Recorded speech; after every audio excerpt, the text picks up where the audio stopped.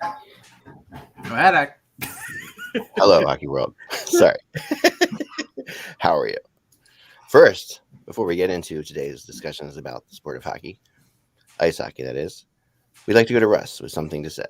So, if people don't know this, thank you. If people don't know this about me, I have a degree in hotel restaurant management, and I was in hotels for 10 years.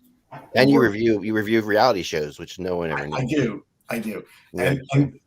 And so I've spent a lot of time in hotels, in them, working for them, in other ones. And I saw something that was just unbelievable to me. Now, just background for me, camping is not a vacation for me. If I can't be in a room in a hotel with air conditioning at some point during the day or night, it's not a vacation. So for my dad, camping was called the Red Roof Inn. Yeah. So I'm just going to lay that out there. Now, there's a Marriott or a Marriott-owned company that now has rooms with bunk beds. And my tweet to that was, why in the world would I want to relive my childhood? And I was the top bunk. My brother was the lower bunk. And probably half the time I hoped that the top bunk would break so I would just fall on my brother, smushing him on the lower bunk, even though I weighed 100 pounds. But why in the world, I'm 58 years old. Why in the world would I want to go? Even I'm going with my best friend and we're just going for a weekend.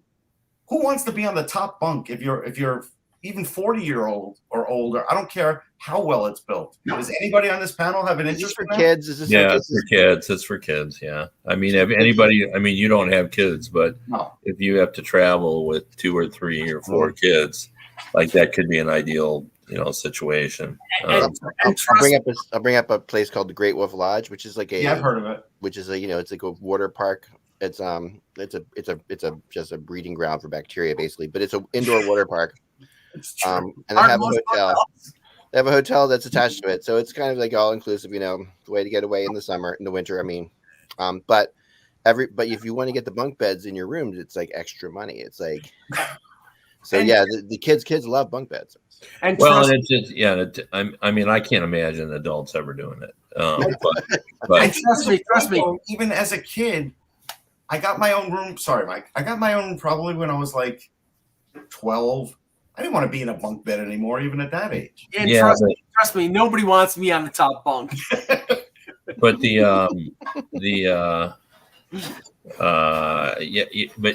a cost. Like, the prices of hotels are so out of hand now that, you couldn't, we wouldn't have dreamed of giving our kids their own room. No.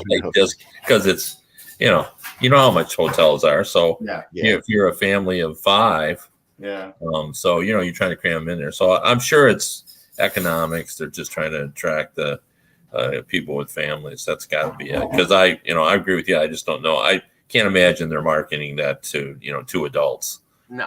Now I have seen something that's kind of interesting like this in airports in Japan where they have a drawer you can rent. I've seen that. There's no way. Yeah.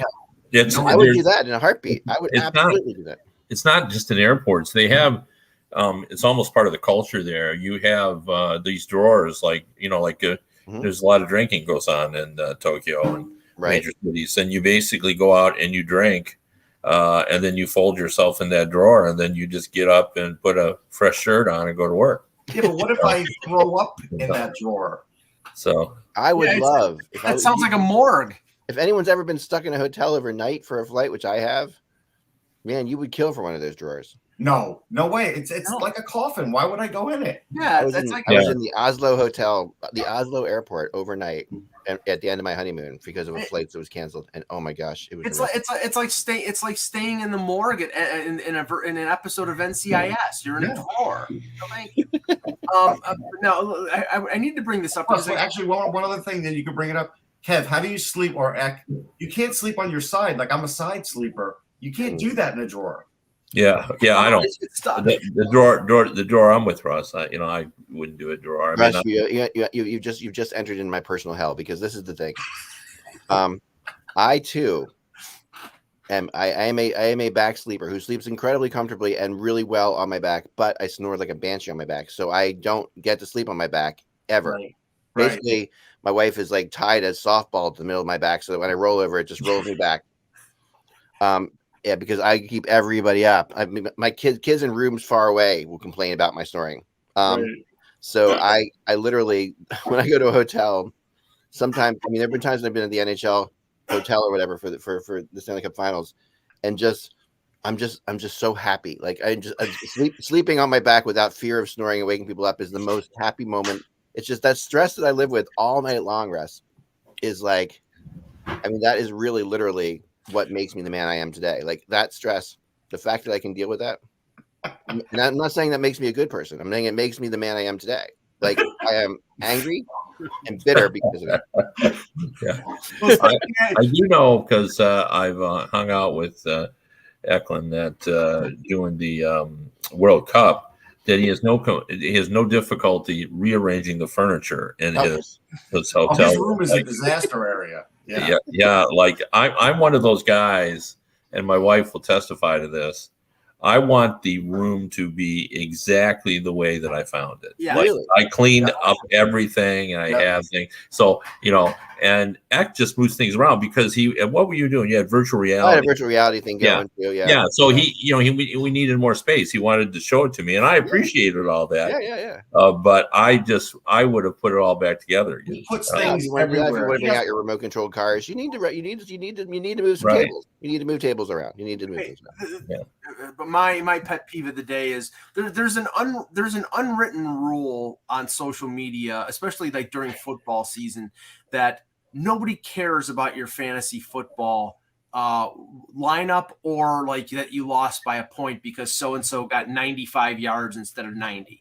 I will extend that to Twitter and Facebook with this game Wordle that everybody posting like their score for Wordle. Okay, first of all, I didn't know what the hell it was until I downloaded it just to find out what it was, and then I quickly deleted it when I found out it was this stupid word game. And it's Boggle, isn't it? Boggle? It's just Boggle, right?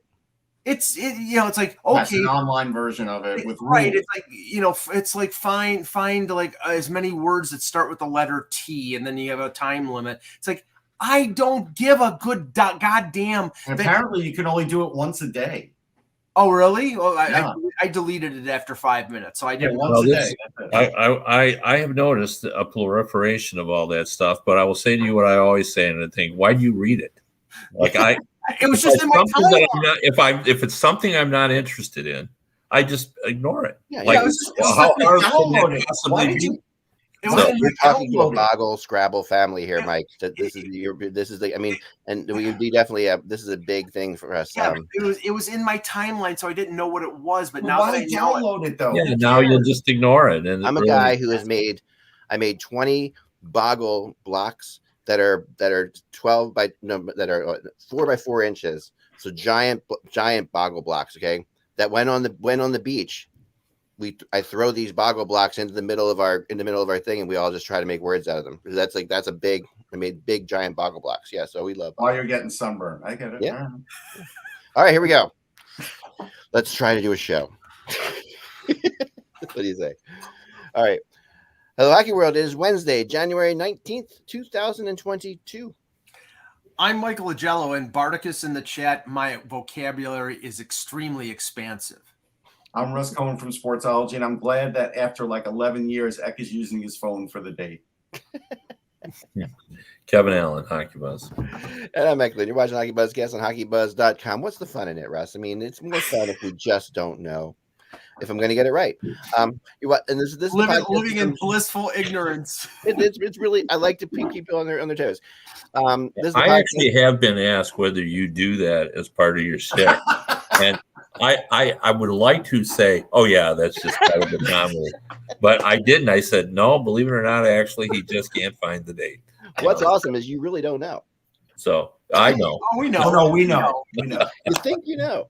I'm pretty good at shticks. Anyway, this is the podcast that comes every Monday through Friday to fill you on the hockey news that's out there and discuss what's going on. And we have first of all, I think the biggest news we have to get into right away, and we don't like to talk COVID stuff, and we might be getting towards the end of it because things are starting to maybe mellow out a little bit.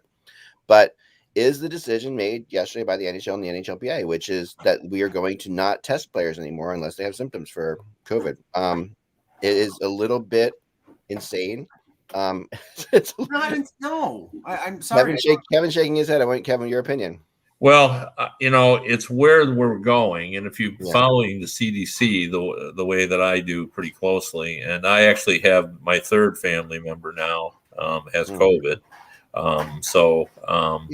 we're still kind of dealing with it here, but that's the way that they're heading. And to give you an example, it involves one of my grandchildren and my grandchild's mother, who is a teacher, following the guidelines, has tested negative, has been fully vaccinated, and has no symptoms. So she is allowed to go back and teach. That's the rule. That's really no different than what the players are doing here. What they're saying is, if you don't have anything going on in your room, and there's no reason to believe, I mean, you're fully vaccinated, and so forth, then we're not going to test. But if there is a problem, if someone observes, and since we can see concussions from 190 feet, I'm pretty sure we can see sniffles within the dressing room. Right.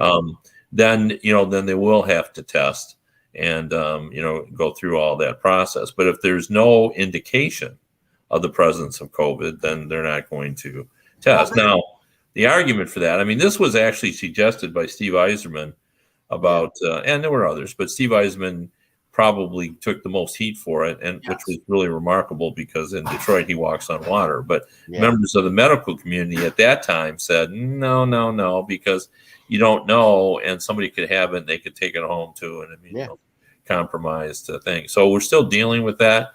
But the New York Times headline today said we're starting the decline of the Omicron. So maybe they're just following the practical medical advice here. Yeah, but this is the thing that somebody brought up, and I thought it was a pretty good point. We know with hockey players, they sort of understate things. They sort of fight through things. So what's to prevent somebody from, you have symptoms, but they're not going to test you if you don't say that you have symptoms. So I'm not sure that's true. If you're the coach of that team, I feel fine, no problem. No. If you're the coach of the team and one of your players is coughing and you do not want your whole team gone, you're going to say to him, you better go home. So I think that's what will prevent them. I have one point on it, and I think this is where I think this is crazy. I understand why they're doing it. And the CDC they just set guidelines. You don't have to follow them like they're the rule of law. Right. They've always been around just to set guidelines. That's all they do. The point is, so right now with Omicron, they may be right. But how do we know something else isn't brewing? And then all of a sudden, in a month and a half, with all this non-testing, all of a sudden 15 guys for each team go out. They'll tackle it when it comes, Russ. That's the philosophy. Yeah. I know that's the philosophy, but it could be worse down the road. And basically, the reason that they're following the CDC guidelines is probably for legal reasons. Because if all of a sudden, they say, "Well, we're following the CDC guidelines," you can't blame us for this because that's they're a private business. They can run it any way they want, honestly. Well, they certainly can, but I think they're trying to be careful. It's like I've said this all along, and I do believe this. I think they're trying to do the best they can. The problem is it's a very difficult situation. And, on one hand, you want to be safe. You want to do everything like that. On the other hand, you can't afford to have another season where you don't produce enough revenue to kind of take care of all the people that need to be taken care of. So, they're all just trying to do it. But I do think they'll react if we start to see problems because – I wish I could remember who it was, but I saw on social media late last night, somebody asked me what'll happen if all of a sudden a bunch of people start testing positive. He said, "You mean like it's going on right now?" So I think that difference. Know what the difference is, Kev? Don't you believe that now that they're doing it like this, the players are gonna take their guard down? Few of them will be wearing masks now. And I think you are going to have a chance for a bigger outbreak. I don't know why they would be less cautious about it. Because they don't have a reason to be now. If they're asymptomatic, why are they going to wear a mask in the locker room? They're not going to do it. Well, but a lot of them have said they just don't want it to go through the locker room again because it's going to come. I mean, it's still the threat of it coming into their locker room is still there. I mean, we've already started the second wave of people getting the virus the second time. So, I mean, they don't want to do that. So I think they're still going to try to be as cautious as they can because they don't want it to come back. They don't want it. They don't want to be tested. Most players don't want to be tested. Right. So, and if they don't want to be tested and they have a choice of not wearing a mask because they're either not being tested or they don't feel like they have it, do you really think they're all going to choose to wear masks in the locker room? I don't think they all will. I don't think they all will, but I think the threat of having to go through the testing all over again will be some incentive for a lot of them to be careful. And the interesting thing about this is, even though these guys are wealthy athletes, I saw a really fascinating article the other day about how much wearing a mask bothers people based on age. Yeah, it was the most fascinating thing. Especially since the CDC came out, basically said that cloth masks are a waste of time. Not all cloth masks. That's not true. I think you're misquoting them, Mike. You are misquoting. Yeah, you are. I mean, the point I'm making is not that. It's not that. I believe in masks 100%. They're saying the N95 are best, but the problem with the cloth mask is if you're one of those people that it starts dipping on your nose, and if you have one that stays up on your nose and it's double layered and it's covering you at all times, it's still protecting you. But they're saying the N95 is better, but a lot of people have it slipping still. So my point about that is this, okay? As us, we're old curmudgeon people. You guys are all older than me, but by a little. But the reality is, the older people are, the more they hate the mask thing in general, right? But the younger they are, and they say find people in their 20s. People in and I see this with my son and his group of friends. They come over here to play in our house. They wear masks all day long in school. They wear masks in the house when they're playing. No one's telling them to do this. They're just doing it. They get to the point where I think the younger you are, the more you're just okay. This is what's going to happen type situation. Do you want to know why I dislike the mask? Right here. Yeah. Yeah. No, for sure. I just take my glasses off. Contact lenses are I'm basically like. Well, I am too, but I'm not usually trying to go anywhere. Well, this made me get contact lenses, so and now I'm using them a lot now, which is great. Well, the thing about masks is to me it's all psychological. I ended up having a conversation with my cardiologist on it, and he said, if you have difficulty breathing through a mask, you really shouldn't see me.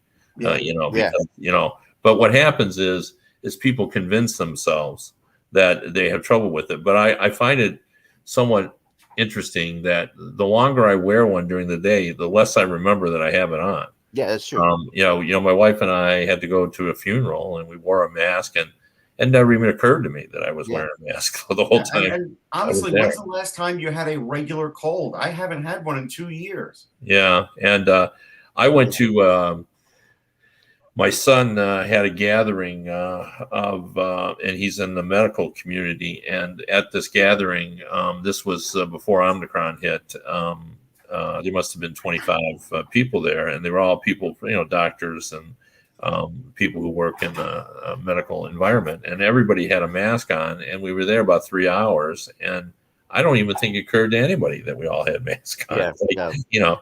And the same thing when people say, I find it comical that coaches are always do this. Like in order to talk to people, they pull down their mask. Right. Like I've talked to people all the time with a mask, and everybody seems to understand me. Okay. Yeah. I think they almost do it out of habit, and I think it's for point of emphasis. Like when I take that mask, I'm really serious. I'm really mad at that referee. Right. I'm really telling you that you got to cover your man. Because when they pull that mask down, they always look a little irritated. So. Yeah, no question. So I mean, I think we're gonna have to see how this plays out. I don't like I've said many times.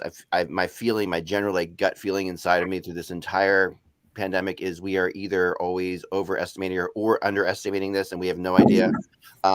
This feels to me like we're gonna try underestimating it for a while and see what happens.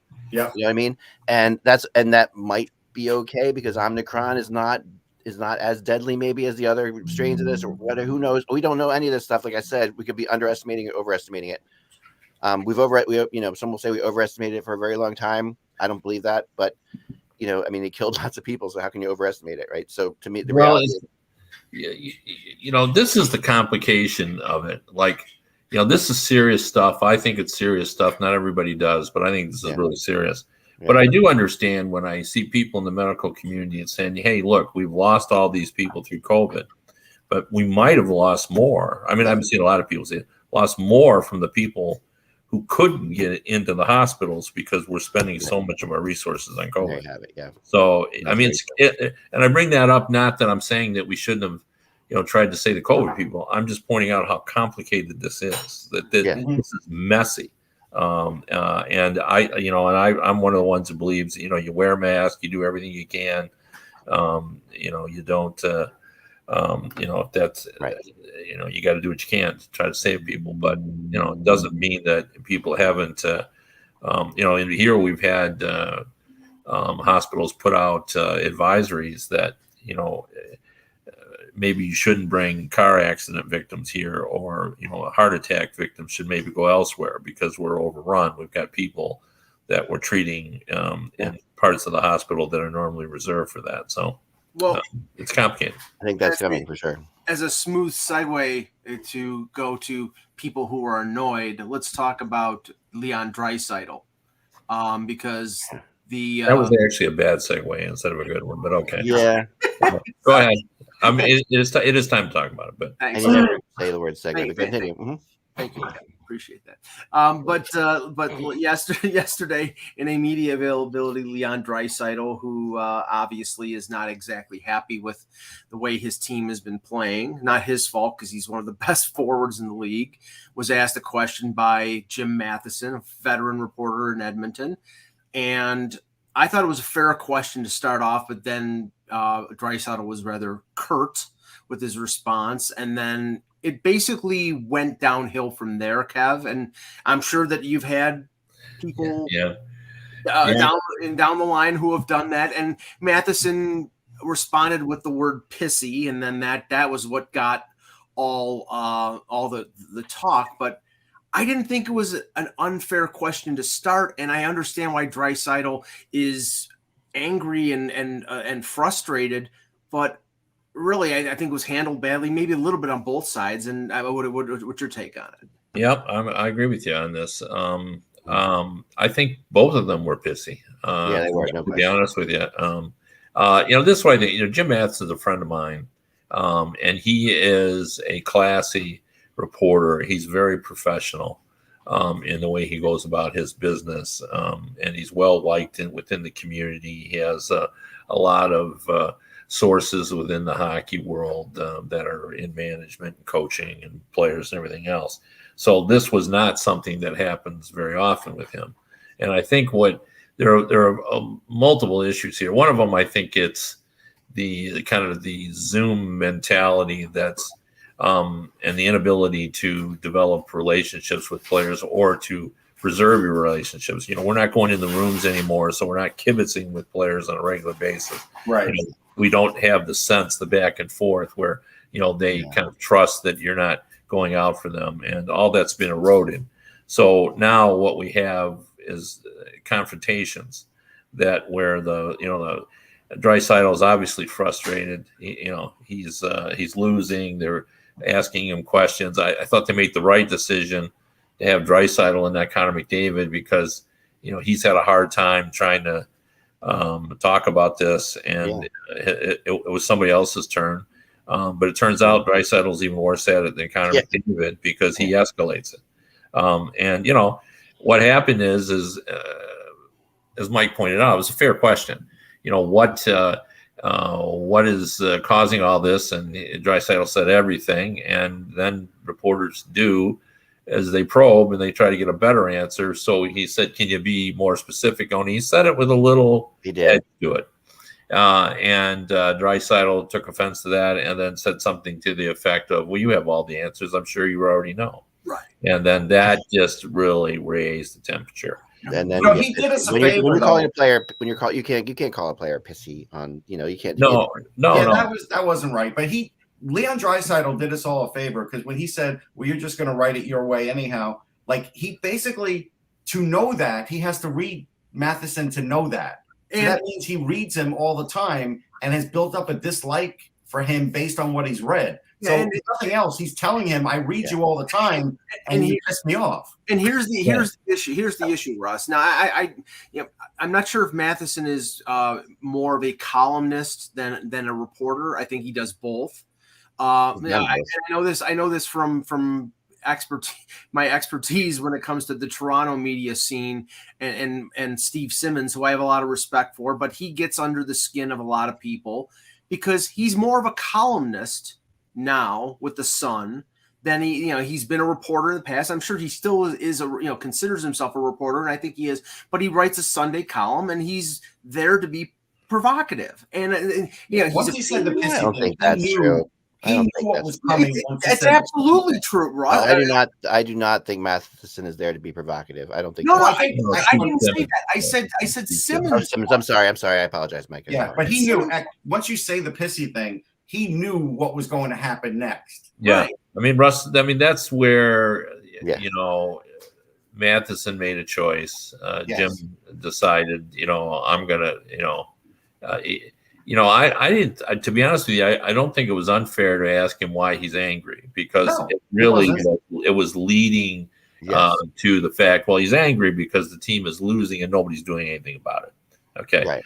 And as a reporter, you kind of want to go there because if a player then says that, then suddenly you've called out management for doing what most of us think is going on, which is nothing.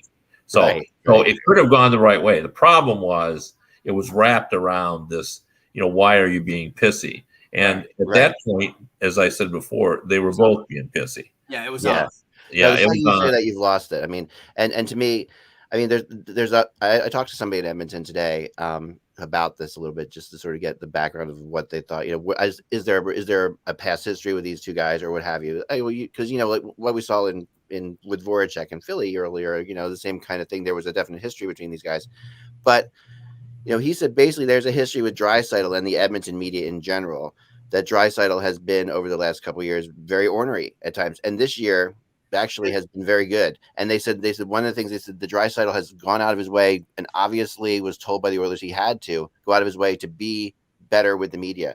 And for the most part, he has been very, very good with the media this year. However, that may have stemmed from Draisaitl early on in Edmonton when he spent half a season in the AHL and they were really hard. But he continued even through last year, like even through successful years, he's always had an edge with the media. They said, and you don't see it as much when you're doing, he maybe doesn't have that edge necessarily when we're doing the podium type stuff because people are a little bit on better behavior. But in general, when you're talking one-on-one with a guy at the locker, he's had these kind of answers. This is very typical of Draisaitl answers. But the other issue here is, of course, it's Edmonton. They're struggling and they're not playing games. They're practicing all the time. They've been practicing. And when you get a player who's practicing all the time and they're not winning and they're not playing games, the frustration level just goes like up and up and up and up and up. And if they were playing games, and they were on the road or traveling, it would be better for Draisaitl would be less crazy. But I think he is basically like a caged animal right now, and he's been on his behavior to a point where he just felt like this was enough, like enough was enough. And he was just when the second he says pissy, all gloves are off. Like now Draisaitl has the right to go after him. And that's Funky in the chat is like, well, that doesn't excuse stupid questions. Okay, first of all, Matheson didn't ask a stupid question. The original question was right on target. And I'm not going political. Well, let me finish. I'm not going political here, but in the current and post-Trump era, it's very common to attack the media for the questions that are valid to ask, even in sports. And I think it's crap. Now, and then we saw it in Toronto with, like I was bringing up Steve Simmons with the Austin Matthews thing, because Austin Matthews, it was revealed that he had COVID back in June or July of 2020, and Matthews did not hesitate of ripping Steve Simmons after the fact for him reporting that like it was not confidential information. It never has been. It never will be. I mean, I'll tell you what Draisaitl could have done. What he could have done was said, listen, I can't speak for the rest of the guys, but this is what's going wrong for me, and this is what has me frustrated. But he didn't want to do that. No, and I also think that when he said everything, that is an answer. And even though Matheson, it's not an answer. That's a cop. No, it is an answer because it should, what you're looking for from the player is not necessarily the quote of him saying everything. You're looking for the mood of the player, where that player's head's at. And when that player says everything, that's a story right there. Yeah, tell that to your editor. But he was perfectly in his right, Jim Matheson, to follow up and say, well, can you be more specific? But then he's not in his right, Kevin, when Draisaitl says, I gave you an answer, and Matheson says, not a very good one. Like when Matheson says not a very good one. But again, that's two different things. It was right to probe him, but it's right to probe him. But he could have chosen his words more carefully, and he goes, not a good one. Well, now you've made an editorial comment about that, and it's game on. So now you've become the story, which is like the number one thing. Yeah. I don't like that. But a one-word answer like that is a cop-out. It's not something that his job is to write a piece on the current state of the Oilers, and him saying everything.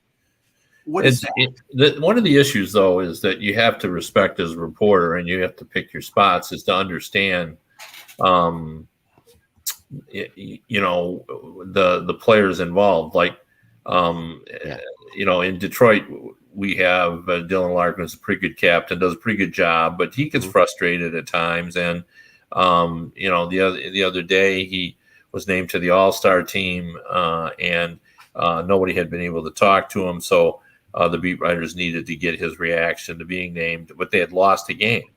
And, what he said was, I'm just not in the mood to talk about that. And, he kind of moved on from it. And I thought, it's as good a way to handle that as you can do, because he basically was honest with us. Yes. But what's interesting is also on that team, we have Mark Stahl, who comes out and talks when Larkin doesn't. And Mark Stahl may be one of the best I've ever seen. You could ask him absolutely anything. Yep. And he will just give you an answer. He'll give you a little bit of something, but not a lot. But he's never going to be angered by the question. Right. Whatever you throw at him, he can handle. And I think those are the guys that need to be in the leadership. That guy in Toronto is Jason Spezza. I've never seen anybody better handling the media, especially the Toronto media, than Spezza has over the last few years. He gives you a really sort of heartfelt, detailed answer on questions, and the media love him because he's being honest, but he's also giving you a perspective, and that's what that's. I use Claude Giroux as an example because. There's rumors swirling about him getting traded. The team is falling out of the playoffs, and he's still giving real answers as to what's wrong with the team and why things aren't going well, and not getting mad about it.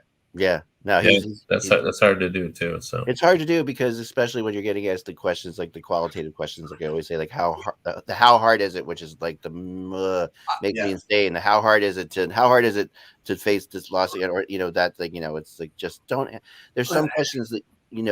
That lend themselves to one-word answers. And what Matheson, asked in a way wasn't the best way of asking it. In a way, I thought it was a legitimate question to ask, but not necessarily the way that was going to that he could have seen that could have led to where it led to. Well, let me extrapolate from what Russ was saying, because bringing up Giroux and trade rumors, because Pierre LeBrun said something really interesting yesterday, and really I think it's fair. There's talk about Giroux and trade rumors. Giroux, and LeBron said Giroux hasn't gone to the Flyers. The Flyers haven't gone to Giroux. The agent hasn't talked to the team. The team hasn't talked to the agent. And it's 9 weeks away from the trade deadline, folks. Even if you're out of the playoffs, which Philadelphia probably is, like the Islanders are, you're not going to talk about these deals where you're going to be trading rentals 9 weeks out. It's just unreasonable. Yeah, I got that same speech from somebody when I was talking to him, but there is one that they are talking about, which is Klingberg. Right. Well, only because we got some insight on that, Kev, because one of the guests we had on this color cast that Mike and I did is from Dallas, and he does do scoring with the team, so he's around the team, and he actually said that Klingberg has been really mad since the start of the season because he thought he was getting traded over the summer, and because he hasn't, he's been very vocal about it and very, out front about it. So that's why. Yeah. Although it's interesting, I'm changing the subject here by accident, but what they're asking for Klingberg, if Pierre LeBrun is right, and I'm guessing he is, really goes to, remember when I said that I didn't think asking for the Eichel package was too much for Chychrun? Well, if you're trying to get a first-round pick, a second-round pick, and a prospect out of Klingberg, then Arizona has every right to ask for a first-round pick. If that happens, you're right. Well, and we'll talk about Chychrun here for a second, because all of a sudden, the list of potential teams, like Elliot Friedman talked about it, and Colorado and Columbus and Florida, and the list goes on and on. But there was if Florida's interested, Arizona would be asking for Lundell and Spencer Knight and a first. Never happened. No, never. No, it never will happen. But Never the way things go is, okay, you ask for the moon and then you settle back. Plus, yeah, I think they would ask for. They're not going to ask for Spencer Knight because they know there's no chance of getting him. But I do think they will ask for Lundell. They'll ask for Lundell. But they're giving up a player that in their mind is the defensive equivalent of Lundell. So it's not unfair. And he's under contract for 3 more years at under $5 million. Right, so that's exactly right. So I don't think it's unfair. And as one general manager pointed out about Chychrun, that he said everybody seems to have lost sight of. They don't have to trade him now. They can trade him this summer, and they'll probably do better. Right, so it may not happen. But I did talk to someone about Klingberg, and he thinks there is a lot of action on him, just for the reasons. I think it was Mike that brought it up about the salary. If Dallas can take half of it, now you're down to 2, and if you could put a call to Steve Yzerman and get him to be a third party, maybe you can get it down to 1. And just as I've been talking about this, but it's so true, because everybody's talking it in the managerial thing, is just how there is no money. Like, no one has any money. Yeah. And so they're having a real difficult time figuring out, how they're going to do it. But, they're all counting on that 9 weeks. I shouldn't say counting on it, because they don't want to lose someone for the season, but it will change if they lose somebody for the season, right. So, no, it definitely will. And it is very early, and it's hard when you hear people mentioning what teams are involved with what players right now, because a lot of that is just conjecture at this point. There's you really have to just figure out this team needs this team needs that. Like, I talked to somebody today who said that they really feel that there's going to be a run on some of the goalies, and bringing up Korpisalo. And because the reason sort of we mentioned yesterday on the podcast, which is that with all of these games being compressed now, with these postponed games having to be made up, your backup goalie is going to become way more important. And even if you have 2 solid goalies, you might need a third, because the way things are going. So to make the playoffs, certain teams are going to have to make, especially in the West, where the playoffs are going to be a battle. Certain teams are going to have 2 good goalies, or else they're not going to make it.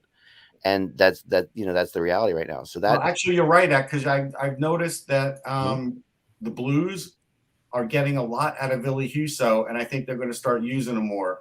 Yeah, when it gets condensed. It's funny, Russ, because they also have Hofer, and apparently they've been getting calls on Husso because they think maybe Hofer is ready to be the number 2, and with the need of all the teams out there needing goaltenders, maybe they can get something that they need for a guy like Husso, who's cheap right now, but if he gets a greater opportunity, he might be somebody that he's a $750,000 goaltender, and he's a UFA. So if they're not going to sign, if they can't afford to sign him based on what he has done this year, then they might go with Hofer as the backup and get something for Husso while they still can. Now, the funny thing is that going back to Edmonton, not to spend too much time on them, but the reports is that they're stepping up their pursuit of a goaltender because Smith is hurt. Skinner, I believe, is in COVID protocol. So all they have now is the almighty Mikko Koskinen. And they're and the almighty dead Alex Stalock. Yep. So they're gonna need help. And there are other teams. Corpusel is one guy, but there's a block of maybe 5 or 6 goaltenders that we're going to probably talk about before the deadline, including Vanacek, including Fleury, that they're going to be constantly named. And someone brought up in the chat room, Allen in Montreal, and that's another name that we'll hear a lot. He's hurt. Speaking of that, yeah, isn't he back? I thought Allen came back. I thought he just got hurt in the last week, but I'll double check.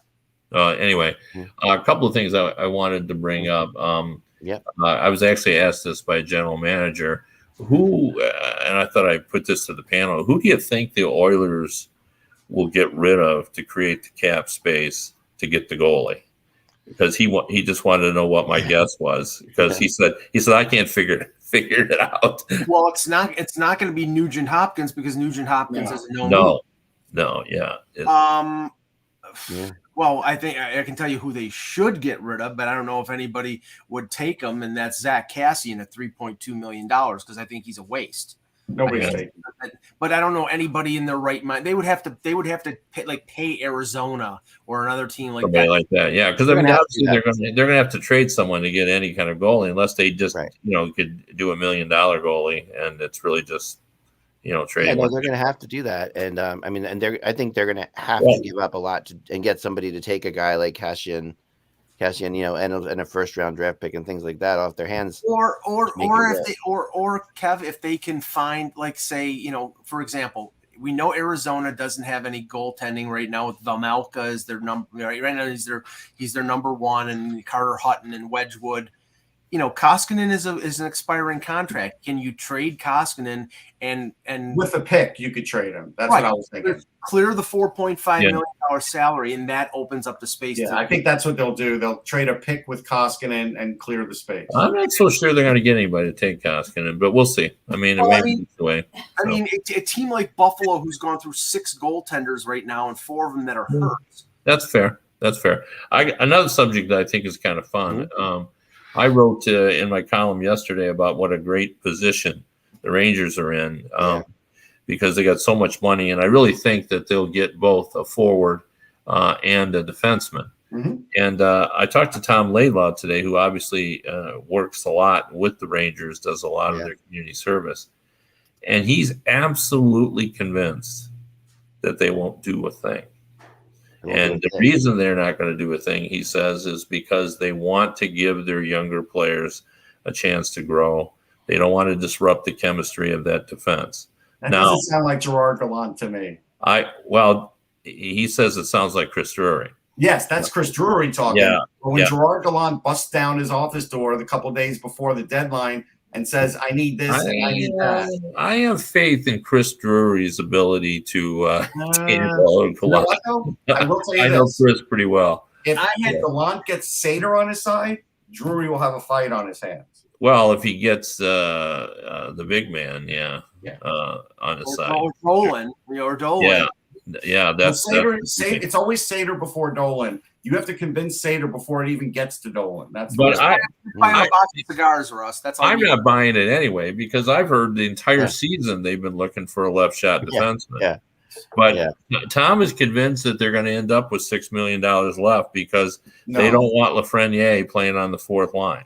I agree with that, but then he still does it at times, Gallant. I'm sure Drury doesn't want that. But I don't think he's been able to stop the coach from doing that. The only way Lafreniere has been on the second line is when all these guys have been out, and he's their 4th best goal scorer. But it's still he's out now with COVID. So he's out too. With what we just said about Chychrun, Chychrun would be the perfect fit for the Rangers, meaning the fact that he's got term on his contract, and they do have a bevy of prospects. But they're going to ask for Schneider or Keandre Miller, and I don't think this would be smart for the Rangers, because there's no guarantee Chychrun stays there when his contract's up.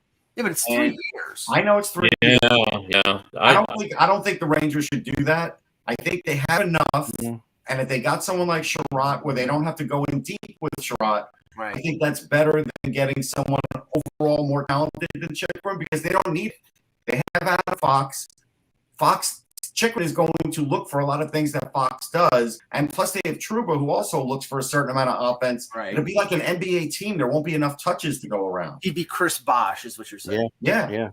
Well, I think they actually could afford to give up the assets for Chikrin, because I don't think that. I think they could give up the gosh, I'm drawing a blank. The Russian Kravtsov. The Swedish defenseman whose name suddenly is escaping. Yeah, I think that first round pick, second round pick. They're picking later now in the first round. They've got a lot of good young players. Yeah, I don't think they should do that deal. Me personally, I wouldn't. Yeah. But the Chikrin, you got a guarantee. Doesn't matter. I wouldn't do it. A guaranteed defenseman like that is just. They have guaranteed defensemen. No, but not like they don't have a guaranteed defenseman. They don't. They have Fox. They have, obviously, they have Trouba. Like, come on. Well, I'd take Trouba. Yeah, I don't know. To me, what I would do with the Rangers for sure is I would get Sherrod. Yeah, like he is perfect for them. He will appease the owner who wants them to be harder to play against. They've done a good job of assembling those people. He played with Trouba in Winnipeg. Yeah, and they I just think it makes too much sense. He played in the final last year. He brings a lot of experience. He's only 3.5, I think. Right. He has not a ton of money. Yeah. So now it's going to cost him a lot, but but I think that's acceptable because I think it'll just be draft picks. And I think you sacrifice this year's draft to give this team some, a chance to make a decent run. And I think he would be a great fit. And I just think he's the guy. He's the best bargain out there in terms of salary cap. Yeah, the other thing they need is a 3C. They need a 3C. Well, that's why they should do that, because in the way I'm thinking about it is that then leaves them a ton of money left over to try to bring in. So I don't know who the heck can bring in a Pavelski or a Hurdle.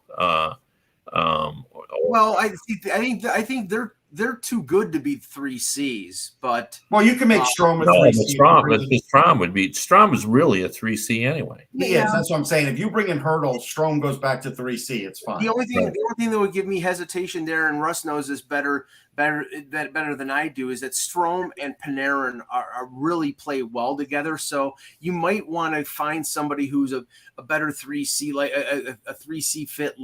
And I know that Peter has been selling us on Andrew Kopp from Winnipeg, and somebody like that would provide sort of I don't think enough of those guys. He's not enough of an offensive guy. They need real secondary scoring. That wouldn't give them real secondary scoring. Just put Hurdle on the wing. Yeah.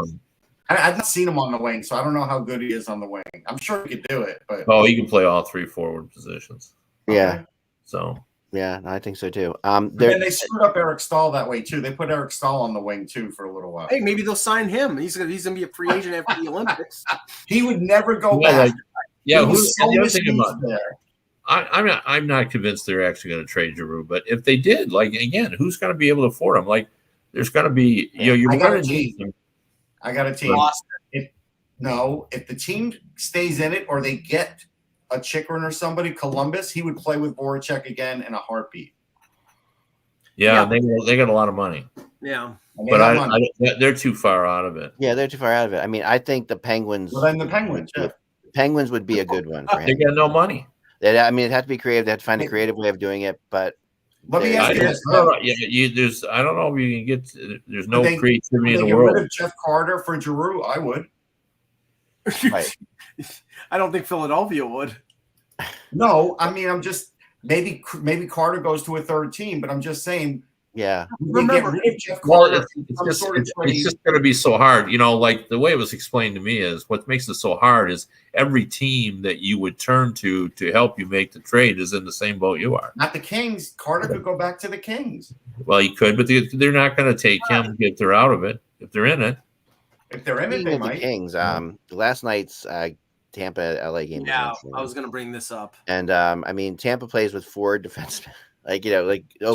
Open hockey style, I say, basically, every other shift defenseman. And this just shows you the monster that is hiding underneath the Tampa Bay Lightning. Like the regular season is one thing for Tampa, but when those guys want to play at another level, I mean, those 4 defensemen showed you that Tampa has another level. And as long as they make the playoffs, yeah. Hedman played 32 minutes, McDonough 29, Sergachev 28, and Foote 25. I mean, Hedman had 2 goals. I mean, it's just like there's a level that these guys have that's just crazy. They're a juggernaut. They're insane. And it's just so people who say that they're not as I mean, if they really could get one of those defensemen, can you imagine this team? Like a right shot defenseman, like that's insane. I'm going to talk to Eric Erlandson about this because I wanted to get his take on if they're serious about not doing anything. The GMs I'm talking to said they don't really have any way to do it. Like, they always say to me, and I looked at the roster, and I get what they're saying about who do you take off of that roster that you're willing to give up. The only thing that you can really do is, like, for example, and this wouldn't open up a ton of cap space, but bury a Jan Ruta making $1.3 million, because you could bury most of that salary in the minor. They're going to need $5 or $6 million. Right, and that's the thing. It's like you would probably have to do what they did last year, or what other teams did last year, which is trade through a third team and get the salary. They did it with David Savard, is trade through a third team and reduce the salary down to like $1 million, $1.5 million. Right, it's easier said than done. I mean, that's why I thought you got to put them in maybe on Klingberg if you could get Dallas. Now, I think what's interesting about Dallas, it was pointed out to me, and then I looked, and he was right. Dallas is capped out too. Yes. So when you're asking to keep half the salary, well, maybe what they could do is part of what Mike is saying, but maybe they could trade Montour in the deal for Klingberg, because then Dallas does save money on that deal and they upgrade on defense. You talking about Florida? Florida, yeah. I thought you were talking about Florida. Or talking Tampa. Tampa. Sorry, because I think Florida could be looking too. Yeah, I think Florida is interested, but the way that I thought it could work was, again, they go back to, first of all, you got to give them a lot of assets for Klingberg. So now you're going to give up your first round pick again, which is no big deal for them. But now you're going to give up another pick too, probably your second, and then you're going to have to give them your best prospect. Do they have another good prospect? Yeah. I mean, right now, it probably would be. Hold on. Well, I mean, it's probably something I know we've mentioned Radish or Kachuk. Yeah. No, that's not. That's not going to be it to get it done. But anyway, then you call Steve Yzerman. I mean, he worked this deal last year with Yzerman, right? And it only cost him a 4th round pick. Now, Yzerman's not going to do it again for a 4th round pick. Right. So I think they could actually make Klingberg work, but the rest of these guys, are all $6 million. Like Letty is a $6 million defenseman. Giordano is 6.75. Even Ristolainen is over $5 million. Yeah, 5.4. I mean, So, actually, they are running low. I mean, Jack Finley's a really good prospect, but they're running low. They actually are for a change. I want to talk about a prospect for a second as we end the show today, because this is a guy. We talk about the Buffalo Sabres goalie issues, right? This could be this could be a help down the line for them, and that is Devin Levi, who is absolutely killing it right now. In college hockey. This is his first season at Northeastern, right? He's 16-5-1 with 9 shutouts and a .955 save percentage. The NCAA record is 12 for shutouts, and he has 13 games left to play. He could get that record, and that's something, Russ. I mean, he was really good in the World Juniors. He, I believe I gave Kevin some info on Devin Levi for an article. I like him. Yeah. I don't know if he's a number 1 though, Eck. I know he's ripping it up in college hockey, but not every college hockey goalie comes in becomes a number 1. And Eck, he was part of the Sam Reinhart deal, part of the Reinhart deal, which is definitely gets a lot of heat about. I can tell you from probably the internal rankings of the Sabres goaltender prospects, that Eric Portillo, who's the goalie at the University of Michigan, is ahead of Levi, and they still, I think part of the reason why they've been sort of force feeding Ukko-Pekka Luukkonen this year is they really want to find out what's what with him, because he's 22 and he was CHL goalie of the year and won a World Junior with Finland, and they're heavily invested in finding out where he is. Levi is a good prospect, but he's 2-3 years away from. Yeah, he would have to do this for 2 years in a row. Right. Then he would move ahead of Portillo and maybe give them pause and thinking, okay, maybe he's on Pekka Luukkonen's level, but right now he's not. Yeah, no, but it is. I mean, people give Buffalo a lot of hell for that Reinhart trade, and they should. But at times, but this was a player that is actually turning into something from that deal. Mm-hmm. Yeah, but the whole point of that, and we talked about it when the deal happened. Levi's a good prospect. He's a 7th round pick. Not that he's a long shot. He's better than a 7th round pick. He's better than a 7th round pick. Yeah, but he's not an A prospect. Right. He's a B prospect. Right. And that's the whole point, Kev, is that you traded a guy who was arguably next to Eichel the most consistent and best scorer on the Sabres the last 5 years. He scored 20 goals every year, and he was a year away from being a UFA. So it wasn't a rental, and all you got was a low 1st round pick and a 7th round pick B prospect. That was a deal. As much as Kevin Adams was lauded for the Ristolainen deal, he was excoriated for the Reinhart deal, and he should have been.